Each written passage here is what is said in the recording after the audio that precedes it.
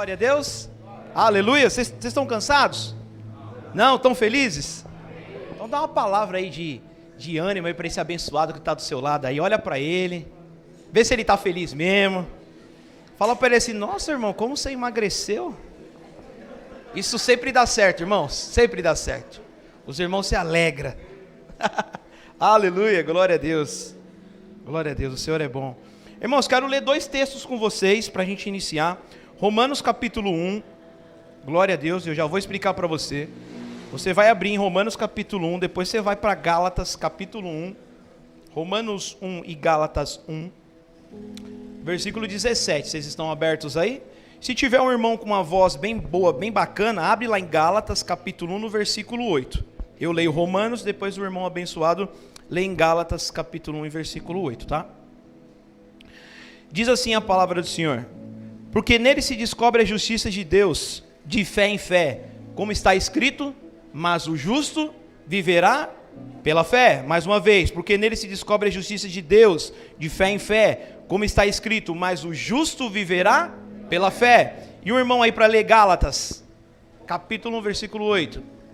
Mas ainda nós mesmos, como anjos do céu, nos anuncia outro evangelho, além do que já temos anunciado, seja anátema. Amém? Você pode ler, Fernando, também? Vamos lá.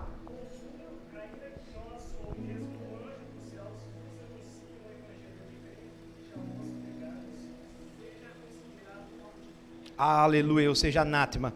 Irmãos, deixa eu explicar para vocês aqui. No mês de outubro nós vamos comemorar 506 anos ou 507 anos da Reforma Protestante, que aconteceu lá em 1517, se eu não estou enganado. Houve uma Reforma Protestante. Aí você vai falar assim: pô, Davi, mas o que é Reforma Protestante? O que aconteceu lá em 1500? Então, meus amados, a gente já tem um período que a gente vem se planejando para poder falar sobre esse tema, mas em todos os anos nunca deu certo da gente colocar isso. Mas nesse ano, graças a Deus, a gente conseguiu se planejar e nós vamos estar iniciando e falando sobre esse assunto. Então, hoje eu estou iniciando, nós vamos falar sobre a diferença do cristianismo apostólico romano e nós vamos falar sobre a diferença entre o cristianismo protestante, que somos nós. Meus amados, eu não sei qual que é a visão que você tem do protestantismo, ou do cristão, do famoso crente, o canela de fogo. Só para dizer para vocês, a fé, ela é subjetiva, a gente não pega a fé, a gente não apalpa a fé, mas a fé, ela não é burra. A fé não é burra. Ninguém nos engana e nós não estamos com os nossos olhos vendados para aquilo que as pessoas estão falando. Nós temos lucidez e inteligência para a gente poder discernir, com a ajuda do Espírito Santo, aquilo que é certo ou aquilo que é errado. Vocês sabem qual que é a visão que eu tinha do crente quando eu era pequeno? O meu pai, ele era cristão protestante. Minha mãe vem do cristão católico apostólico romano, do tal do não praticante.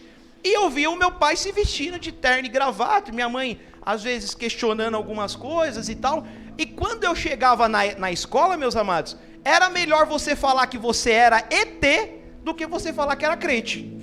Era melhor você dizer ali para as crianças, para os adolescentes, que você era um ET do que você dizer que era crente. Se você dissesse que era crente, vixe, o povo ia te pegar no seu pé até você não querer mais. Aí sim, ali era bullying, né? E a gente não se ofendia naquela época, a gente aguentava. Mas hoje em dia, meus amados, o cristianismo protestante, ele vem crescendo de uma forma muito grande, né? Redundância, né? Ele vem crescendo bastante. Hoje nas escolas vocês já conseguem encontrar crianças, adolescentes, jovens que se declaram e se dizem cristão protestante. Nos trabalhos você encontra também, nas faculdades você encontra também. Então já não é mais tão esquisito você dizer que é um cristão protestante. Mas ao final das contas, o que é um cristão protestante? Você já por acaso já tinha ouvido falar sobre isso? Você sabe que você é crente, mas cristão protestante, você já tinha ouvido falar sobre isso? O nosso país, meus amados, o Brasil, ele é considerado um país cristão, onde a maioria das pessoas segue o cristianismo, que é diferente de muitos outros países.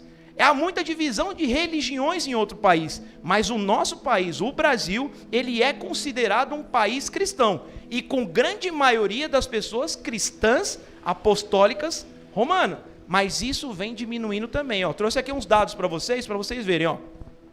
Em 1940, o IBGE de 1940 diz que 95% da população brasileira se declarava cristã.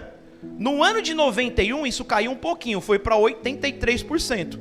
No ano de 2000, caiu mais um pouquinho, 73%. E no penúltimo IBGE, que foi em 2010, 64% das pessoas se declaravam cristãs apostólicas romanas, né, com os católicos. E o último IBGE foi nesse ano de 2023. Eu não peguei o resultado, mas eu creio que se a gente for analisar mesmo alguns contextos, provavelmente deve estar ali metade, isso vem caindo, tá? O cristianismo, ele vem perder, o cristianismo católico, apostólico romano, ele vem perdendo força aqui no Brasil e vem perdendo também força na Europa. Mas não só o catolicismo, o protestantismo na Europa também está perdendo força, né? A gente vê que muitas igrejas na Europa, elas estão fechando. Elas estão deixando de existir. E qual que é o motivo para isso?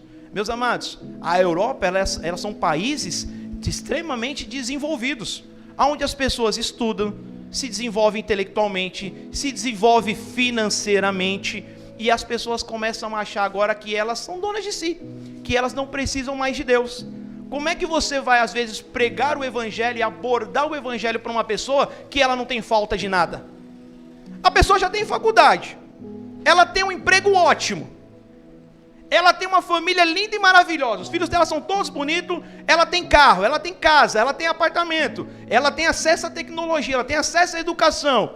Você vai explicar o evangelho para ela, fala, não, eu não preciso, aqui eu estou muito bem e está tudo tranquilo. É por isso que vem perdendo força o evangelho lá nesses países. E até mesmo o cristianismo protestante também isso vem acontecendo. Mas a gente sabe que muitas das pessoas, elas são cristãs e de matriz católica, tá? Isso começou, meus amados, lá atrás com Constantino. A gente já falou uma vez sobre isso. O imperador Constantino, vendo todas essas desavenças, essas religiões, ele disse assim, ó, então para acabar com tudo, vamos fazer o seguinte, nós vamos declarar que o Estado inteiro, ele é cristão católico, pronto. Todo mundo que faz parte do Estado agora é cristão católico. Então, ali tem esse boom, esse crescimento do catolicismo.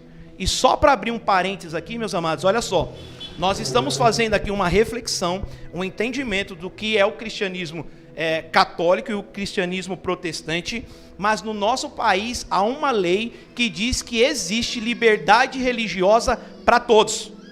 Cada um pode adorar o Deus que quiser e da maneira que quiser. Isso é garantido por lei, o que é bom para nós. O que é bom e às vezes também é ruim, mas a gente tem que saber entender e encarar isso. Por exemplo, vocês já ouviram falar da Marcha para Jesus, certo? Eu acho que tem mais de 30 anos que as pessoas se reúnem lá na Paulista e milhares de pessoas para poder cantar e exaltar e glorificar o nome do Senhor Jesus. Agora, vocês sabiam que no mês de agosto de 2023 teve a Marcha para Exu? Quem sabia? Teve marcha para Exu, certo? Como o Estado, né, o país, ele assegura a liberdade religiosa, tem todo o direito. Se o cristão vai lá e marcha para Jesus, o outro que é adepto de outra religião, ele também tem o direito de fazer a marcha dele para Exu. Mesmo que vá pouquinha gente lá, que eu não sei quantas pessoas foram. Mas ele tem total liberdade. E nós como cristãos, presta atenção aqui, nós como cristãos, nós temos um posicionamento com relação às outras religiões. Primeiro, nós não perseguimos nenhum tipo de religião. Segundo, não chacoteamos. Terceiro, não agimos com nenhum tipo de violência com relação a um tipo de religião. Zero, absolutamente zero. Nós como cristãos, nós oramos e ensinamos a palavra e o evangelho, mas nós não perseguimos ninguém. Nós não perseguimos ninguém, vocês entenderam? A liberdade religiosa e a pessoa vai escolher qual caminho ela deve seguir, e nós respeitamos e oramos por ela, mas nós não seguimos, ok? Então vocês viram que saiu notícias lá no Rio de Janeiro que os narcotraficantes pentecostais, olha só, hein? Eles eram traficantes, mas eram pentecostais. Eles entravam nos terreiros de Umbanda e de Macumba lá das comunidades e quebravam tudo. Isso não é evangelho. Isso não é cristianismo. A palavra do Senhor não nos orienta a isso e não vamos fazer absolutamente nada disso. Estão totalmente equivocados e não tem o nosso apoio com relação a isso. Quem é mais velho sabe que teve um fato muito marcante no nosso país. Em rede aberta, um rapaz, um pastor de uma igreja muito conhecida, ele fez na madrugada, ele chutou uma santa e ele quebrou uma santa. No outro dia isso repercutiu de uma forma estrondorosa pelo país e até no mundo. Ele até saiu fora do país, e eu não sei mais onde ele se encontra hoje, mas isso nós não fazemos, isso nós não apoiamos. Há liberdade religiosa e garantida no nosso país para todo mundo. Então qualquer um pode tomar a decisão de seguir aquilo que acha melhor para ser seguido. E o que é religião, meus amados? A religião é o meio pelo qual o homem decidiu que vai cultuar a Deus. São regras feitas pelos homens do jeito que eles decidiram que vão cultuar a Deus. Então, vou dar um exemplo. A gente se junta e diz assim, nós vamos cultuar a Deus e a nossa igreja vai ter a parede preta. Aí o outro ali diz assim, não, nós vamos se reunir, nós vamos cultuar a Deus, mas a nossa parede não vai ser preta, a nossa parede vai ser amarela. Isso é uma religião. Cada um vai decidir como é que vai cultuar a Deus. Agora tem um detalhe. Quando você começa a ter conjuntos de regras, conjunto de crenças que não seguem a palavra do Senhor, isso se torna seita, isso se torna heresia. Todas as nossas regras hoje, elas têm que ser baseadas e pautadas na palavra do Senhor Jesus, porque senão é seita e é heresia, e são regras feitas por homens, e nós não queremos seguir isso. Então o Estado ele se declarava católico apostólico romano. E aí no começo, meus amados, a Igreja Católica ela tinha 2 papas. Ela tinha um papa lá na parte do Oriente e um papa na parte do Ocidente. E a palavra papa, ela quer dizer pai de todos. Mas teve um momento que eles começaram a ter um conflito. Eles disseram assim, puxa, nós não queremos 2 papas. Nós queremos um único papa. Um que seja sobre tudo, sobre todos. E aí, então, quem vai ser? O papa do Oriente ou o papa do Ocidente? Aí começaram a divergir nisso, como não chegou a um acordo, a igreja do Oriente excomungou a do Ocidente, e a igreja do Ocidente excomungou a do Oriente. Aí racharam e ficaram no meio, entendeu? Passado um tempo depois, eles resolveram essa excomungão.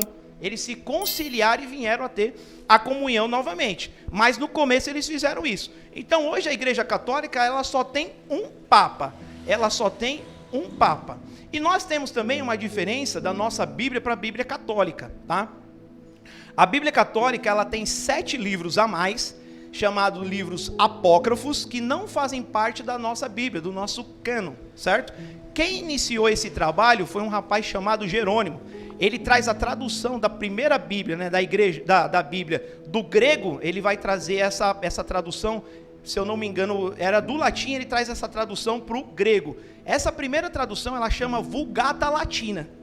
Então, a tradução que a Igreja Católica ela aceita é a Vulgata Latina. E já que ele traduziu essa Bíblia, ele pegou esses livros, que são livros históricos, apócrifos, e ele acrescentou a Bíblia Católica. Esses livros apócrifos, eles não são divinamente inspirados por Deus. Vocês já tinham ouvido falar que o Senhor fez um silêncio de 400 anos, que ele não tinha falado com ninguém? Esses 400 anos é o período intertestamentário, que ele vai de Malaquias até Mateus. Teve 400 anos na história que o Senhor não falou com ninguém. Mas nesse período e fora desse período, foram escritos esses livros apócrifos, que são livros históricos. Não tem problema nenhum você ler esses livros. Muito pelo contrário, eles vão até elucidar e trazer algumas informações importantes para a gente no contexto da história. Mas eles não são livros inspirados por Deus. Então, houve essa diferença entre a Bíblia Católica Apostólica Romana e a nossa Bíblia hoje que nós temos. Então, eles têm 7 livros a mais. E aí, diante de tantas diferenças, diante de tantas coisas, em 1517, um homem se levanta e diz assim, puxa, o que nós estamos fazendo, o que nós estamos tratando da Bíblia, o que nós estamos seguindo, isso não está certo, e nós queremos voltar ao que era antigamente. Nós queremos voltar só às Escrituras, só a Escritura, somente a Escritura. E aí houve um racha na igreja. Martinho Lutero, ele levanta esse movimento, a gente vai falar disso mais para frente, mas aí começa a reforma protestante.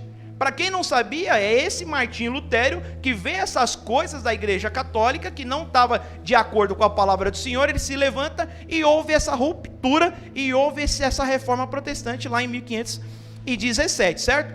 Passado essa reforma protestante, a Igreja Católica, preocupada com essa situação, ela se reúne por alguns anos com os líderes da igreja para poder estudar e ver como é que eles iam se proceder com relação a essa situação da reforma protestante. E aí houve um concílio, que é chamado Concílio de Trento, que ficou decidido algumas coisas sobre a reforma protestante. Isso se chama Concílio da Reforma Protestante. Primeira coisa que ficou decidido nesse concílio: maldito o homem que disser que a justificação é pela fé. Nesse concílio ficou decidido: maldito o homem que disser que a justificação é pela fé. É aquilo que nós lemos lá em Romanos capítulo 1, versículo 17. Então ele seja considerado um anátema, um excomungado, um tirado fora. 2. A única versão original da Bíblia é a Vulgata Latina de São Jerônimo, com acréscimo de 7 livros. Ponto. 3. Os 7 sacramentos. Quem vem do catolicismo e realmente era praticante do catolicismo, sabe que você precisa cumprir os 7 sacramentos para que você seja salvo: batismo, crisma, eucaristia, confissão de pecado, extrema-unção, ordem e matrimônio. Antes desse concílio só era considerado 2 sacramentos, e nesse concílio eles decidiram que teriam que ser os 7 sacramentos. Outra coisa que foi decidido nesse concílio: as relíquias, as imagens que eles usam hoje na Igreja Católica. O que seria uma relíquia? Por exemplo, lembra do Santo Sudário? Um prego da crucificação de Jesus Cristo. Sobrou uma lasquinha da cruz do Senhor Jesus Cristo e eles guardaram. Um pedacinho do pano que caiu, uma gotinha de sangue do Senhor Jesus. Aquilo ali é considerado uma relíquia. E eles veneram e eles adoram essas relíquias. Esses dias estava passando na televisão lá, num canal lá, uma apresentadora muito famosa, que ela estava visitando lá a Basílica de São Pedro e tinha algumas relíquias dessas, e ela estava debruçada sobre aquelas relíquias e chorando copiosamente. Então ficou decidido que sim, as relíquias, as imagens, elas permaneceriam na igreja. Então pode ser as relíquias, pode ser tudo isso, coisas que aconteceram lá atrás com o Senhor Jesus, que eles guardaram e eles ainda veneram e eles adoram essas coisas. 5. Doutrina do purgatório e as cartas de indulgência. Ficou decidido que sim, existe purgatório. Vocês sabem o que é purgatório? Quem sabe o que é purgatório aí? Algumas pessoas sabem, outras não. O que é purgatório? A Igreja Católica afirma que quando você morre, você não vai nem para o céu e nem para o inferno. Você vai para esse tal desse purgatório. O que você vai fazer lá? Você vai purgar os seus pecados. As pessoas que estão aqui em terra, elas vão rezar por você, elas vão pagar missa, elas vão acender vela, e aos poucos você vai purgando os seus pecados, e de lá você já vai sair depois com todos os seus pecados purgados para o céu. Isso não tem base bíblica. Purgatório. E as cartas de indulgência? Quando, no tempo dessa reforma protestante, foi um dos temas da reforma protestante, o que Martinho Lutero ficou de queixo caído e ficou muito nervoso, é que eles estavam construindo a Igreja Basílica de São Pedro, e eles precisavam levantar recursos, dinheiro para isso, e eles começaram a vender cartas de indulgência. Carta de indulgência era para perdoar pecados. Então você chegava lá e falava assim: puxa, eu pequei. Aí o cara falava: não tem problema, paga aqui R$15, a gente vai dar uma carta para você aqui, carimbada aqui pelo Papa, e os seus pecados estão perdoados. Até o cara que foi o grande repercussor dessas cartas de indulgência, ele vai dizer que a cada moeda que caía no cofre, a cada sonzinho da moeda que caía no cofre, era uma alma pecadora saindo do purgatório. E você tanto podia pagar as cartas de indulgências para você, como você também podia pagar as cartas de indulgência por alguém que já tinha morrido. Então a pessoa ficava desesperada, falava: meu Deus do céu, o meu parente morreu e está no inferno, mas eu tenho a chance de tirar ele do inferno. Com o quê? Com dinheiro. O povo ia trabalhar, juntava dinheiro, ia lá e pagava para poder livrar aquela pessoa do inferno. Certo? Misericórdia, irmã. Certo? Ele ia ter que arrumar dinheiro até umas horas, né, para poder pagar. E aí o que acontece? O parente seu ainda ia depender da sua boa vontade. Porque imagine só, tem muita gente que morre aí que a gente não quer, né? Mas já foi tarde, né? Você ia pagar o dinheiro lá para tirar o seu parente lá do purgatório, fala: meu, que deixa aquele queimar lá no fogo do inferno. Essa é a grande verdade, entendeu? Então, se já pensou, se a nossa salvação, meu amado, fosse depender dos nossos parentes, nós estávamos perdidos. Nós estávamos perdidos. Não ia ter quem que se salvasse aqui. Mas eles decidiram isso. Então ficou decidido nesse concílio de Trento essas situações que iam ser mantidas pela Igreja Católica. Ela analisou toda a reforma e ela disse, não, nós vamos continuar com essas situações. Algumas doutrinas para a gente poder entender do catolicismo. A primeira doutrina que eles falam é sobre fonte de autoridade. Fonte de autoridade. A igreja, ela tem uma fonte de autoridade. A Igreja Católica, ela acredita que a Bíblia é uma fonte de autoridade. A tradição da igreja é uma fonte de autoridade. O magistério, né, a cúpula episcopal, os membros, os líderes, eles são uma fonte de autoridade, encabeçado por um papa infalível. A Igreja Católica, ela diz que o papa, ele é infalível. Então tudo isso é a fonte de autoridade para a Igreja Católica. Acho que há 1 ou 2 anos atrás, nós trouxemos aqui um entendimento sobre islamismo. Se você quiser saber um pouco mais sobre islamismo, está lá no nosso canal, entra lá e vai lá para você dar uma olhada. O que o Islã acredita? O Islã acredita no Alcorão e na Suna. O islamismo acredita no Alcorão e na Suna. O que o Espiritismo, o que o espírita ele acredita? Ele acredita na Bíblia, no Evangelho segundo Allan Kardec, e ele acredita sobre as instruções do Espírito. Dos Espíritos. Dos mortos. E os mormons? O que os mormons acreditam como fonte de autoridade? Eles acreditam na Bíblia e no livro dos mormons. E o que o protestante, o cristão acredita? Somente nas escrituras. Só nas escrituras. A gente não usa mais nada para poder trazer fonte de autoridade para nós. Então, a Igreja Católica, ela usa como fonte de autoridade a Bíblia, toda a liderança episcopal e o Papa, que é o cabeça, que é infalível. Então, tem muita coisa que eles tomam decisão, né, com o Papa, que não está dentro da Bíblia, porque eles acreditam que a igreja está acima da Bíblia. Lembra naquela passagem de Mateus 16, quando o Senhor diz assim para Pedro, né, o que ele ligar no céu será ligado na terra? Então ele diz, aquilo que a igreja decidir, está decidido, mesmo que não esteja na Bíblia. E isso é uma grande dificuldade para nós de poder acreditar. Por isso que algumas pessoas falam, puxa, mas tem os cristãos católicos, os cristãos protestantes, por que não faz uma única igreja, né? Irmãos, não tem a menor possibilidade da gente se juntar e se unir, porque as coisas são totalmente diferentes. Nós acreditamos em coisas totalmente diferentes. Então, a Igreja Católica, ela tem essa fonte de autoridade que ela segue. A Bíblia, o magistério, né, os líderes, encabeçado por um Papa infalível. Vocês já viram aquela cadeira que o Papa senta? Atrás daquela cadeira que o Papa senta, está escrito lá em latim, né? Vigarius Dei, que em latim quer dizer, né, representante de Deus, representante de Cristo. Então eles acreditam que tudo aquilo que o Papa fala quando está sentado naquela cadeira, ele vira um dogma, ele vira uma doutrina, e os seus fiéis devem seguir tudo aquilo que está escrito lá. Uma outra doutrina que a Igreja Católica tem é sobre a Igreja verdadeira. A Igreja Católica, ela diz que só há salvação dentro da Igreja Católica, que não há salvação fora da Igreja Católica, certo? E a gente já vai entender um pouquinho sobre isso. Ela considera o padre um sacerdote que pode perdoar pecados e preparar as pessoas para a morte. Então, se somente a Igreja Católica tem esse padre, esse sacerdote, então fora da igreja dela não tem isso, então isso não acontece. Então ela acredita que só tem salvação dentro da igreja. Ela é a igreja verdadeira, o que nós também não acreditamos. Às vezes as pessoas têm aquelas dúvidas, né? Ô pastor, tem vida em outro planeta? Existe ET? Tem gente morando lá em Marte? Aí a gente fala, se tem vida em outro planeta, eu não sei. Eu sei que tem salvação fora da minha igreja. Eu sei que tem salvação fora da minha igreja. A salvação não está ligada à igreja. A salvação está ligada a Cristo Jesus. Ele é o caminho, a verdade e a vida. Então a igreja não salva. Quem salva é Jesus Cristo de Nazaré. Então pode ter salvação dentro da nossa igreja e pode também ter salvação dentro da Igreja Católica. Basta a pessoa entender o que é a salvação. Ela se conscientizar que é pecadora, precisa de arrependimento e sacrifício de Cristo Jesus na cruz do Calvário. Ponto. Isso é salvação.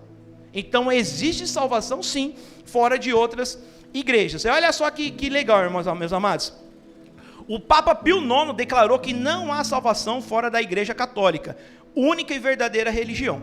E o Papa Bonifácio VIII declara e afirma que todo ser humano deve se submeter ao Papa para que haja salvação. Então isso é totalmente contrário daquilo que a gente acredita. Primeiro, nós protestantes não temos um representante de Cristo na terra. como um papa, nós não temos. E o papel dos pastores? Mas o nosso papel de pastores não tem nada a ver com isso aqui, com o que ele acredita.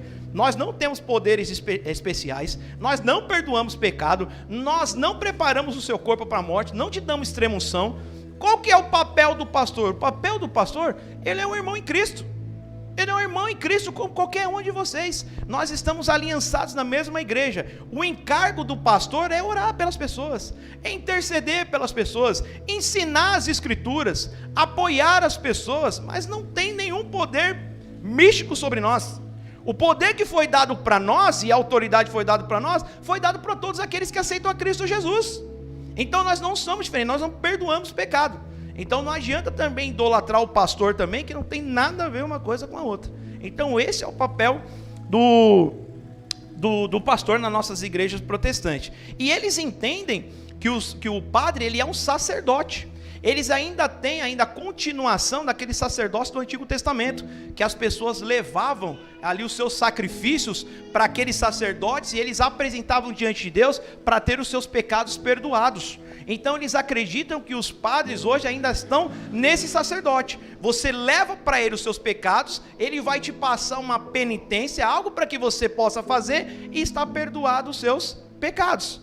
Né? Ele vai te perdoar, você vai rezar 10 Ave Maria, 10 Pai Nosso, e assim segue, e aí você é perdoado por isso. E nós não acreditamos nisso. Eles também têm o poder de dar extrema-unção, de preparar o corpo da pessoa para a morte, para que ela, quando chega lá, já seja recebida pelo Senhor, porque ele acabou de fazer aquele ato ali. E nós não cremos nisso. O pastor também não faz esse tipo de coisa. Nós ensinamos a palavra e pregamos o evangelho, mas quem faz essa preparação é o Espírito Santo de Deus e quem salva é Jesus Cristo de Nazaré. Então, e isso é muito comum, né? Quando a gente vê as pessoas no estado avançado de doença, no leito de morte, uma das coisas que as pessoas sempre querem é um representante espiritual. Seja ele pastor, seja ele padre, seja ele um orixá, o que for lá, porque ela está vendo que ela vai passar agora para a morte e ela quer uma segurança para aquilo que ela vai enfrentar agora. Mas nós não fazemos isso. O que nós fazemos é pregar o evangelho. Se a pessoa se reconciliar com Cristo naquele momento, se arrepender de todo o seu coração e aceitar Cristo como único e suficiente Salvador, sim. Mas porque o pastor foi lá e falou alguma coisa, não. Então nós não cremos nisso, nesse sacerdócio que a Igreja Católica ela fala sobre os padres, ok? E os papas, meus amados? E da onde vem essa história dos papas, né? A Igreja Católica, ela afirma que o primeiro papa, ele foi o apóstolo Pedro, né? Lá em Mateus 16, que o Senhor Jesus, ele pergunta para as pessoas, né? O que estão dizendo por aí que eu sou? O que as pessoas estão dizendo que eu sou?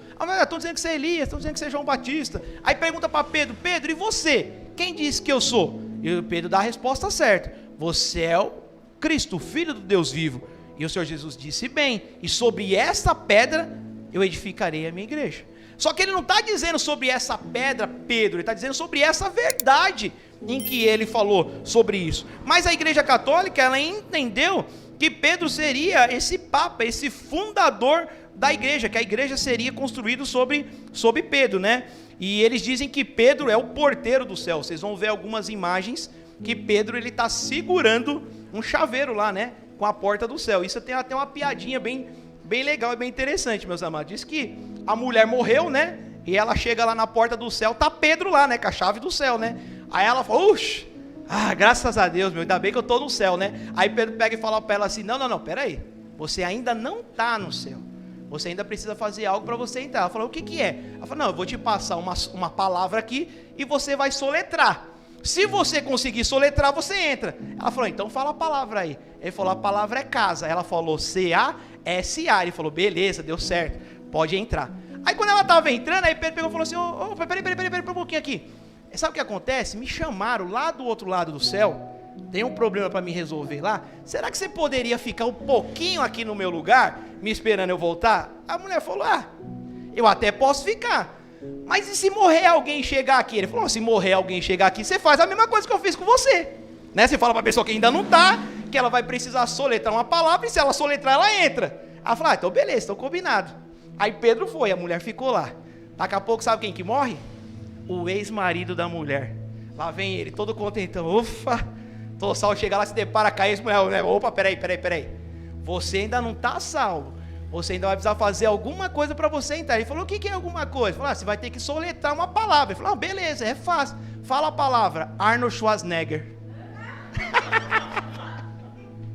Vocês não entenderam, né, irmãos? Irmãos. E aí não conseguiu a salvação, mas isso é só brincadeira, tá, irmãos? E aí a Igreja Católica fala que o Papa, ele tem as chaves do céu, né? Que ele que controla toda a entrada, e não é, né? E essa ideia começa lá com essa passagem lá de Mateus 16, certo? E aí, meus amados, é curioso que é o seguinte, como eles dizem que o Papa é representante de Cristo aqui na Terra, aquilo que o Papa fala, sentado naquela cadeira ali, aquilo vira um dogma, né? Eles chamam isso de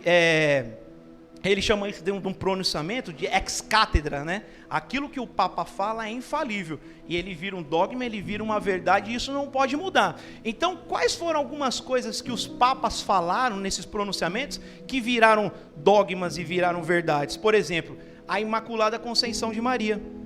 Um papa disse que Maria nasceu sem pecado, que ela foi gerada sem pecado. E aí ela não teve pecado, e ela ainda teve virgindade perpétua, e no final da vida dela, ela também foi, ela ressurgiu dos mortos, e ela foi assunto aos céus. Tudo isso virou dogmas, tudo isso virou coisas que as pessoas elas vão seguindo, porque um papa um dia falou sobre esse tipo de coisa, e nós não acreditamos sobre esse tipo de coisa, tá? Nós não acreditamos que Maria nasceu sem pecado, Imaculada Conceição. Nós não acreditamos na virgindade perpétua de Maria, e tampouco acreditamos que Maria foi assunta ao céu e intercede por nós lá no céu. A grande verdade é que assim, algumas pessoas levam para um extremo e a outras pessoas levam para um outro extremo. Nós cremos sim que Maria teve um papel fundamental, é uma serva do Senhor. O próprio, o Gabriel, quando aparece para ela, diz, salve a agraciada, bendita és tu entre as mulheres. O Senhor usou ela para algo muito importante nessa trajetória. Ela carregou realmente Jesus Cristo em seu ventre, mas ela não tem esse poder, não aconteceu com ela essas coisas que os papas afirmaram que viraram dogma, certo? E aí, meus amados, houve um outro concílio para decidir uma outra coisa. Olha só a confusão que aconteceu. Teve um período na história que levantou-se um filósofo e ele vai dizer que toda matéria é má, que tudo que existe no mundo é matéria e essa matéria é má. E aí a igreja começou agora a entrar em confusão, porque ela diz assim, puxa, se Deus, que era verbo, se encarnou num corpo, e você está dizendo que toda matéria é má, então Jesus Cristo não era Deus. Porque se o corpo é mau e Deus é bom, uma coisa não encaixa com a outra. Então realmente, Jesus Cristo então não era Deus. E aí começou aquela confusão e todo aquele embate. E aí a igreja, para tentar provar que Jesus Cristo sim era Deus, eles vão dizer assim, ele era homem e ele era Deus, ele tinha um corpo sim. E por que ele tinha um corpo? Porque ele nasceu de uma mulher. Aí falou, nasceu de uma mulher, quem que é a mulher? A mulher é Maria. Então Maria era mãe de Jesus? Era. Então se ela era mãe de Jesus, ela era mãe de Deus. E uma coisa que veio para resolver um problema sobre a matéria, o corpo do Senhor Jesus, criou um outro problema, que agora é Maria, mãe de Jesus, e Maria, mãe de Deus. Maria é mãe de Jesus, o Jesus homem, mas não o Jesus Deus, porque Deus não tem mãe. Deus não tem mãe, mas criou-se mais esse outro problema. E aí vem tal do purgatório, né? Depois disso vem o tal do purgatório. Declara-se a doutrina pelo Papa Gregório o Grande, em 1439. Tomás de Aquino diz que o purgatório é como o inferno, só que dura menos. A igreja faz diferença entre pecados virginais e pecados mortais. Então a igreja católica faz essas divisões entre pecados. Tem pecados que realmente não vai ter como solucionar, mas tem alguns pecados que lá no purgatório tem como solucionar sim, através das missas de sétimo dia, através das velas, através das rezas, através das esmolas, a pessoa pode ser absorvida, e sair daquele lugar ali. Uma outra doutrina que eles fazem bastante ênfase é a doutrina da veneração e a doutrina da adoração, certo? Quando a gente fala para as pessoas, mas por que você está adorando essa imagem? Ela fala, não, mas eu não estou adorando a imagem, eu estou venerando a imagem. E o que eles explicam é assim, quem aqui que teve um ente querido que já morreu? Você tem? Você tem uma foto dele? Uma foto 3x4? Então eles falam que é a mesma coisa. Você tem aquela foto, você faz uma lembrança daquela pessoa, e a imagem é uma foto que você também está fazendo uma lembrança daquela pessoa, que é a diferença entre veneração e adoração, mas que não é verdade. As pessoas, elas estão se dobrando diante dessas imagens, buscando milagres diante dessas imagens, pagando promessas para essas imagens e esperando coisas diante dessa imagem. Então não é só veneração, é adoração também, fazendo propósito e tudo mais. E nessa parte de adoração, de idolatria, nós como igrejas cristã protestante, nós também temos que tomar muito cuidado. Porque você fala assim, puxa, isso aí fica mais para o católico, né? Na nossa igreja realmente não tem imagem, não tem nada. Mas você sabe o que é o significado de idolatria? O ídolo é Deus, datria é culto, é prestar culto a um Deus por algo que ele pode dar em troca. Então nós podemos ser idólatras não adorando imagem, mas com o nosso próprio Deus. Se você vem à casa do Senhor, se você presta culto ao Senhor somente por aquilo que Ele te dá em troca, você é um idólatra. É prestar culto para um Deus por aquilo que Ele pode te dar em troca. Isso se chama idolatria. Então nós também podemos cair nesse erro. E tem muita gente que está caindo nesse erro dentro das igrejas protestantes. Adorando pastores, adorando ministérios, adorando cantores gospel. Nós temos que tomar cuidado com isso também. Nós também temos algumas coisas que nós precisamos rever e se situar diante disso. E aí, no catecismo católico, meus amados, o que eles fizeram com relação aos 10 mandamentos? O terceiro mandamento fala que nós não podemos adorar imagens e nem se prostrar diante delas. Eles tiraram esse terceiro mandamento e o 9º mandamento, que é aquele mandamento cumprido, eles dividiram em 2. Para que pudesse substituir o terceiro e dar 10 mandamentos. Então, no catecismo católico, não tem esse mandamento da parte de adorar umas outras imagens. E aí eles dividiram o 9º para poder completar 10 mandamentos. Vocês percebem que tem muita coisa dentro da igreja católica, que nós participamos e um dia fomos lá, que a gente não fazia a menor noção. Menor noção. As pessoas não explicam. As pessoas não falam. E até mesmo da igreja protestante tem muita coisa também que as pessoas também não ensinam, que as pessoas também não falam. Mas nós temos que ensinar e nós temos que falar e pregar sempre a verdade. Porque é como a Miriam disse, se nós não falarmos a verdade, não pregarmos a verdade, nós estaremos reprovados diante de Deus, de ensinando coisas que não é para ensinar, falando de coisas que não é para poder falar. E aqui o ponto principal disso aqui, meus amados, isso daqui é a parte mais difícil da gente poder entender, que é a justificação das pessoas. A igreja católica, ela acredita na justificação, na salvação, num ato de sinergismo. O que é sinergismo? Ele é duplo. Ele é um ato de Deus com a cooperação da pessoa. Então Deus quer salvar, mas eu preciso fazer por onde? Vocês entendem? Sinergismo. São as obras. E isso deixa cada vez mais difícil a salvação e cada vez as pessoas mais em dúvida, porque elas nunca sabem se as obras delas estão sendo suficientes para poder conseguir a salvação. Será que Deus atendeu, aceitou as minhas obras? Será que eu fiz um número suficiente de obras para mim poder conseguir a minha salvação?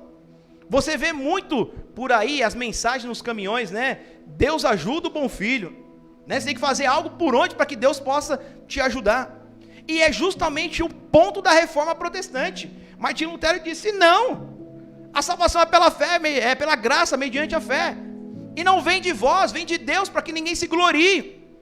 Então nós cremos como igreja protestante que a salvação é um ato monergista, é somente, exclusivamente de Deus, e não depende das nossas obras, não depende da nossa performance, não depende da nossa qualidade, não depende da nossa santificação, não depende se você vem na igreja, não depende se você ora, se você dizima, não depende nada disso. Para a salvação não, porque senão a salvação é por obras, eu tenho que fazer alguma coisa, aí você se mistura com as outras religiões. A salvação é um ato exclusivamente de Deus. O Senhor nos salvou, o Senhor nos encontrou quando nós estávamos em delitos e em pecados. Nós não fizemos por onde naquela época, não. Nós estávamos extraviados de Deus, separados de Deus, irreconhecíveis, sem afeição moral, pecadores ao extremo. E o Senhor nos chamou, nos elegeu, nos chamou, nos perdoou e nos justificou.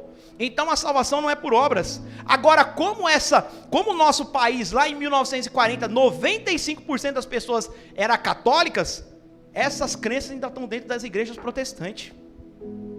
Ainda tem crente protestante dentro da igreja, achando que não é salvo porque não está fazendo o suficiente. Tem gente dentro da igreja protestante que ainda tem culpa dentro da sua cabeça e tem dúvida da sua salvação porque não atingiu um ponto de santidade. Como se Deus fosse salvar as pessoas porque as pessoas são santas. O Senhor salvou foi pecadores mediante arrependimento e sacrifício dele na cruz. O Senhor morreu por quem não presta, irmão. Não é por quem presta, não, é por quem não presta. Outro dia, conversando com a jovem, ela falou assim: eu não me entrego mais ao Senhor Jesus porque eu tenho medo. Medo do quê? De não conseguir corresponder a Ele o que eu preciso. Ela está apegada nisso aqui, ó. Ela está apegada nisso aqui, culpa. Eu tenho que fazer, eu tenho que corresponder. A santidade não é o caminho para Cristo. Cristo é o caminho para a santidade. O caminho para a salvação é Jesus Cristo de Nazaré. Esse é o caminho para a salvação. Depois que você recebe a Cristo, depois que você tem um novo nascimento, aí sim, agora você vai buscar oração, agora você vai buscar a leitura da palavra, agora você vai buscar santificação. Mas isso não te garante a salvação. O que te garante a salvação é se você teve um arrependimento genuíno e o sacrifício de Cristo Jesus na cruz do Calvário, que pagou os seus pecados. Mas aí, gente, ainda tem pessoas presas nisso, achando que precisam fazer. E a salvação não é por obras, meus amados, para que ninguém se glorie. É um ato exclusivo de Deus. É por isso que cada vez mais nós somos agradecidos pelo Senhor. É por isso que isso nos dá estímulo, entusiasmo de continuar cada vez mais seguindo ao Senhor, porque nós somos gratos por aquilo que Ele fez. Por aquilo que Ele fez, não fomos nós que fizemos. Foi Ele que fez. O ato de salvação é todo por Deus. Deus planejou, o Filho executou e o Espírito Santo de Deus agora persevera nos nossos corações para que a gente possa aguentar até chegar o dia da nossa glorificação com o Senhor. Vocês entendem isso? Então não há o que a gente possa fazer para a gente ser salvo. Não há boas obras, não adianta vir à igreja, dar dízimo, nada disso compra a sua salvação. Senão o Senhor ia ser injusto. Aquelas pessoas que têm mais dinheiro conseguiriam fazer muito mais obras do que aqueles que não têm. E você ia ficar em desvantagem. Você vai falar: Senhor, mas o irmãozinho aqui tem muito mais dinheiro que eu. Olha o tanto de obras que ele faz. E eu que estou sem recurso nenhum, quase não estou fazendo nada. Então isso seria injusto, não é? Pede igualdade para todo mundo. É arrependimento e sacrifício de Cristo Jesus na cruz, que deixa todo mundo igualzinho. Não importa raça, não importa cultura, não importa questão social. Todos estão disponíveis para receber essa salvação de Cristo Jesus. Isso alegra o nosso coração, e nós temos que tomar cuidado com isso, de dizer para as pessoas, olha, se não obedecer, está no colo do capeta, tem que obedecer. Aí a pessoa fica dando aquela, um dia está no colo do capeta, outro dia está salvo, outro dia está no colo do capeta, outro dia está salvo, é salvação, não tem, e aquela culpa na sua cabeça. Meu Deus do céu, nós dizemos pela graça, foi pela graça que o Senhor nos chamou, foi pela graça que o Senhor nos libertou. Se você assistir aquele filme Martim Lutero, da Reforma Protestante, meus amados, tem cada momento de oração de Martim Lutero que ele entra em parafuso. Ele entra em parafuso, ele está orando, caído no chão, ele está dizendo: Senhor, não pode ser assim, Senhor, eu estou com culpa, Senhor, o justo viverá pela fé, demônio, para de me acusar, Cristo Jesus já morreu na cruz por mim. E ele se remói, ele clama ao Senhor dizendo: não, eu fui justificado pelo sacrifício de Cristo, para de me acusar, Satanás, para de me acusar, eu sou filho de Deus, aleluia. E ainda falando dessas diferenças, a igreja, em Efésios capítulo 1, versículo de 1 a 2, a palavra do Senhor fala que Jesus Cristo, ele é a plenitude do corpo da igreja, ele é o cabeça e a plenitude da igreja. Se você quiser conhecer a Deus, você tem que olhar para Jesus Cristo, ele é o caminho para Deus. Agora, se você quer conhecer a Cristo Jesus, é a igreja. Se você quer conhecer a Jesus Cristo, é a igreja, ele é a plenitude desse corpo, ele é o cabeça desse corpo. É como a Miriam disse aqui: A igreja está dividida, a igreja precisa se arrepender, porque a igreja é a plenitude de Cristo. Não dá para a igreja andar dessa maneira. Ela é a plenitude de Cristo. É por isso que na nossa igreja não pode haver divisão. É por isso que na nossa igreja não pode haver pensamentos facciosos contra o irmão. As pessoas contam, não é na nossa igreja não, em outras igrejas. Na nossa igreja isso não acontece não. Mas que os próprios irmãos não perdoam os irmãos de dentro da igreja. Não acontece aqui, acontece em outras igrejas, né? As igrejas mais lá para cima, lá do Nordeste, do Norte. Na nossa igreja não acontece. É como a parábola do filho pródigo que foi pregada aqui. O filho pródigo saiu, desperdiçou tudo, errou, pecou, enfiou o pé na jaca, mas um dia ele voltou. É como o irmão nosso, ele errou, ele saiu, ele pecou, ele fez tudo o que podia fazer. Mas ele se arrependeu e voltou. E quando ele chega aqui na igreja, as pessoas chamam ele de hipócrita. Isso é hipócrita. Só que não olha para a sua própria vida. Não olha para o evangelho genuíno de Cristo Jesus, que é perdão, é reconciliação. As pessoas, tá bom, Senhor, então quantas vezes eu tenho que perdoar meu irmão? É você, se no mesmo dia ele vier te pedir perdão um monte de vezes, vai perdoar todas as vezes. E nós achamos no direito de falar, opa, peraí, mas pecou. Mas errou, agora vem aqui. Irmãos, cristianismo, evangelho puro, verdadeiro e simples. Se não houver perdão no nosso meio, vai ter perdão aonde? Se os próprios cristãos, seguidores de Cristo Jesus, não estão dispostos a perdoar, aqueles que estão sentando do seu ladinho aí no banco aí, que está cultuando com você, adorando, você não está disposto a perdoar, você vai perdoar quem, filho? Você vai perdoar quem, pelo amor de Deus? Me ajuda aí. Principalmente pessoas que nem fez nada para ela. O pastor Henrique, um exemplo, o pastor Henrique se desviou, caiu lá, fez o que ele devia ter fazer. Ele voltou para a igreja, agora eu não perdoo ele, mas ele nem fez nada para mim, cara. Ele fez para a vida dele, ele errou, e mesmo assim eu não consigo perdoar ele. Olha só para onde vai. Aonde vai o entendimento nosso do evangelho? E fica essa rivalidade e essa disputa dentro da igreja. Irmãos, qualquer um está suscetível a cair. A palavra de Deus diz, você está vendo alguém cair? Pois ore para você não cair. Irmãos, qualquer um de nós pode cair. Qualquer um de nós pode cair. E olha, se um dia eu cair, eu quero que os irmãos vá atrás de mim. Eu quero que se um dia eu cair, os irmãos vá lá atrás de mim. E o dia que eu voltar para essa igreja, eu quero ser bem recebido. Eu quero vestes novas. Eu quero anel no meu dedo. Eu quero um bezerro cevado. Eu quero tuxi-tuxi. Yeshua. É assim. É assim, meus amados. Igreja de Cristo. Evangelho puro, verdadeiro e simples. Não é olho por olho, dente por dente, não. Não é não. É perdão e reconciliação. E Cristo Jesus, Ele é o cabeça da igreja, a plenitude. E sujeitou todas as coisas aos seus pés. E sobre todas as coisas os constituiu como cabeça da igreja, que é o seu corpo, a plenitude daquele que cumpre tudo em todos. E os filhos de Deus? O Senhor Jesus disse lá na João capítulo 1 versículo 12, mas a todos quantos receberam, deu-lhes o poder de serem feitos filhos de Deus, aos que creram no seu nome. Então, meus amados, a salvação não está na rocha firme. A salvação não está limitada a uma igreja. A salvação está limitada àqueles que creem. Amém. O alcance é irrestrito, mas é limitado aos que creem. Aqueles que creem podem se tornar filhos de Deus. Qualquer um. O sacerdote, aí ele fala sobre o padre que é sacerdote, né? Que ele recebe os pecados, ele intermedia a missa. Lembra que eu falei aqui em vocês na ceia sobre transubstanciação? Quando ele ora, o pão e o vinho que é colocado na hóstia, e quando ele ora, aquilo ali se transforma no corpo de Cristo, e o sacrifício de Cristo é oferecido naquele culto, naquela missa. O que nós não cremos, o sacrifício de Cristo Jesus foi oferecido uma única vez, e é ele eterno e perpétuo, ele não está acontecendo todos os domingos. Então eles consideram isso como sacerdote, que faz a transubstanciação, perdão dos pecados, extrema unção. E olha só o que a palavra do Senhor fala para nós em Hebreus 7,17, porque ele assim testifica, tu és sacerdote eternamente, segundo a ordem de Melquisedeque. Ele está falando sobre Jesus Cristo.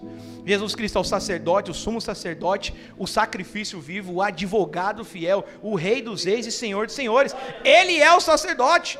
Em Apocalipse 1, do 4 ao 6 diz assim: João, as 7 igrejas que estão na Ásia, graça e paz seja convosco da parte daquele que é, que era e que há de vir. E dos 7 espíritos que estão diante do seu trono.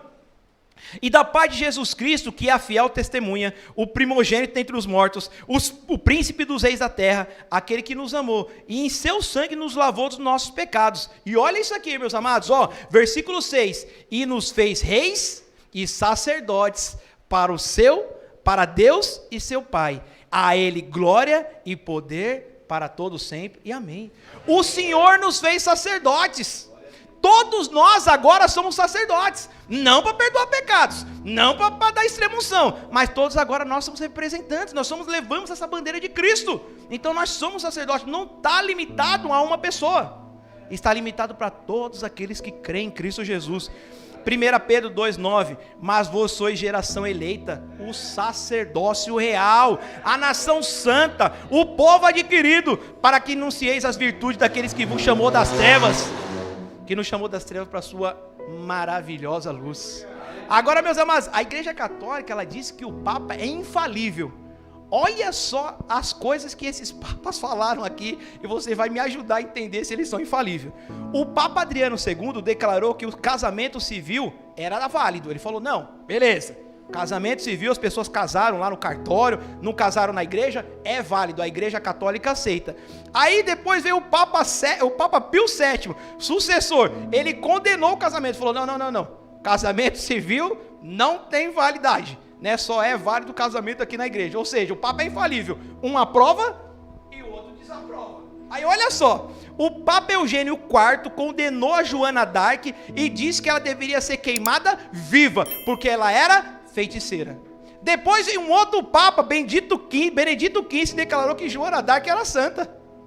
Oxi, então um diz que é para ser queimada porque é feiticeira, e o outro diz que é santa. Não, para entender, isso ele é infalível, né? O Papa Sisto V recomendou a leitura da Bíblia, falou, não, tá certo, os cristãos têm que ler a Bíblia direitinho lá. Aí depois veio o Papa Pio XII e falou, não tem que ler a Bíblia não, tá condenado quem lê a Bíblia, não precisa ler a Bíblia. Então olha só a infabilidade do Papa, um diz uma coisa, o outro vem e diz outra. Então como é que você vai seguir uma coisa dessa? Como é que você vai aceitar essas crenças, né? E aí em Mateus capítulo 6, aí vem tal assunto do primeiro Papa, que é Pedro. Vamos ler lá, irmãos? Nós estamos com um tempinho, eu vou bem rapidinho aqui. Mateus capítulo 6, vamos lá. Estou quase terminando, irmãos. O Senhor Jesus pergunta para as pessoas o que estão dizendo que eu sou. Aí Pedro responde assim, pois também eu te digo que és Pedro, e sob essa pedra edificarei a minha igreja, e as portas do inferno não prevalecerão contra ela. Então a Igreja Católica pega esse versículo e diz, o Senhor Jesus disse que Pedro é a pedra e vai edificar a igreja, e as portas do inferno não prevalecerão contra essa igreja. Isso não pode ser, meus amados, porque olha só o que aconteceu depois, mais para frente. E aí ele continua, eu te direi as chaves do reino dos céus, e tudo que ligares na terra será ligado nos céus, e tudo que desligares na terra será desligado nos céus. Então mandou os seus discípulos que a ninguém dissesse que ele era o Cristo. Desde então começou Jesus a mostrar aos seus discípulos que convinha ir a Jerusalém e a padecer muito pelos anciões, os principais sacerdotes e os escribas, e ser morto e ressuscitar ao terceiro dia. Agora olha só, o Pedro, que era o primeiro Papa, que era infalível, ele diz assim, e Pedro tomando a parte começou a repreendê-lo. O Papa começou a repreender o Senhor Jesus, dizendo, Senhor, tem compaixão de ti mesmo, de modo nenhum te acontecerá isso. Jesus olha para ele e diz assim, ele porém voltando-se disse a Pedro, para trás de mim, Satanás, que me serve de escândalo, pedra de escândalo. Aqui não é a pedra de esquina não, aqui é pedra de escândalo, porque não compadece as coisas que são de Deus, mas são as coisas que vêm dos homens. Então, primeiro Pedro acerta, mas depois o Senhor Jesus chama ele de pedra de tropeço, pedra de escândalo, para trás de mim, Satanás. Agora vamos para o capítulo 18, para você ver uma outra passagem aqui, 15. Olha só, Lá naquele versículo a gente viu a Igreja Católica dizendo que Jesus deu autoridade para Pedro para ligar as coisas no céu e na terra. Agora no 18, versículo 15 diz assim: ora, se teu irmão pecar contra ti, vai e repreende-o entre ti e ele só. Se te ouvir, ganhaste teu irmão. Mas se não te ouvir, leva indo contigo 1 ou 2, para que pela boca de 2 ou 3 testemunhas toda a palavra seja confirmada. E se não escutar, dize à igreja. E se também não escutar a igreja, considere como um gentil e publicano. Em verdade vos digo, que tudo que ligares na terra será ligado no céu, e tudo que desligares na terra será desligado no céu. Ou seja, o Senhor Jesus dá autoridade à igreja. De tudo que for ligado na terra, seja ligado no céu, e no céu a terra, e não a Pedro.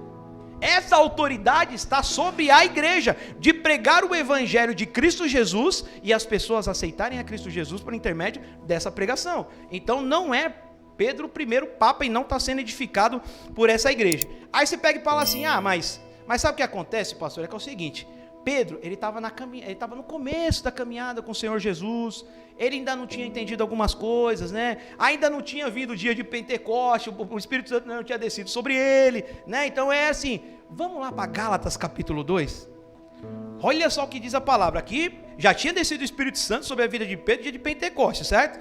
E olha só o versículo 11 em Gálatas capítulo 2. E chegando a Pedro a Antioquia, lhe resistiu na cara, porque era irrepreensível. Qual que é a situação do momento? O apóstolo Pedro, ele não queria pregar o evangelho para os gentios, ele só queria pregar o evangelho para os judeus. E existia igrejas com judeus, igrejas com gentios, e igrejas híbridas, com os dois. E aqui o que acontece? Houve uma visita em uma outra igreja, o apóstolo Pedro foi para essa igreja, e essa igreja lá só tinha gentil.